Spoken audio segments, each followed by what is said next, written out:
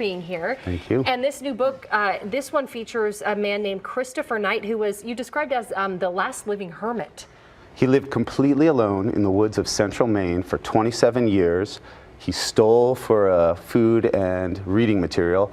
He was highly intellectual, and he has really interesting, non-cliched things to say about the rest of the world. And when you say 20 years on his own, did he kind of have a permanent spot in the woods, or did he meander the entire state of Maine, basically? He lived in one spot without seeing a single person, speaking even a word out loud for 25 years. Wow. Yeah. How was he discovered?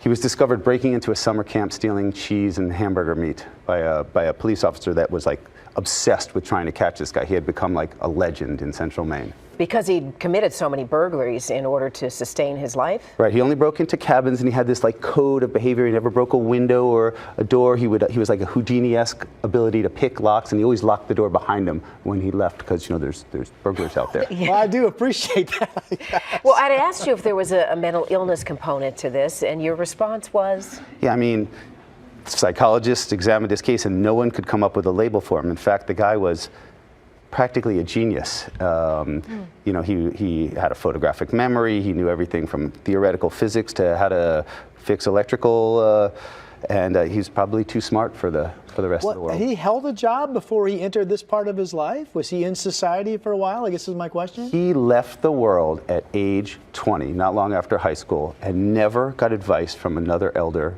basically for the rest of his life. Why do you think he bolted life in general? I asked him that question, and people have been doing that throughout history, just a thin stream of people, and he said to me he felt this very strong internal tug to leave the world behind. So Michael, why this story? I mean, how did you even come across this, and what fascinated you most with his story? I mean, there's the survival story, there's the story of solitude, there's the true crime aspect, people's reaction to him, and then there's also the question, you know, what happens to a guy who's been completely alone for 27 years? What happens when he's thrown back into society? Did you speak to any of his family?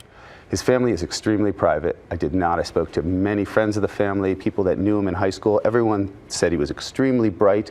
No one really thought, no one could predict anything like this, but you know, he came from a really private sort of educational, but like he learned to fix, you know, everything from cars to There were no plumbing. indications that he might choose this loner lifestyle eventually. In fact, I don't think there's been anyone in history, if you can believe it, that has gone that long without a single interaction. So he committed a lot of crimes during this time, a lot of robberies, burglaries.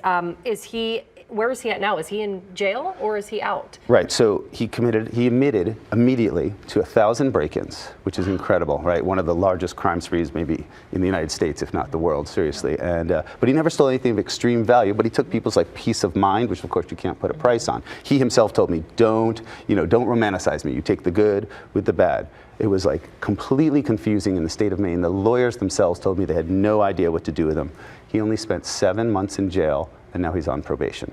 When you spoke with him, did you find after all that time alone, did he still have a command of the English language? So he read, like I said, thousands of books. And as a writer and as a journalist, he spoke in this kind of poetic, almost like unique way. He spoke English, but like in his own style. And I'm not capturing it here at all, but in the book I really tried to. It was like this, it's like this beautiful way of expressing himself.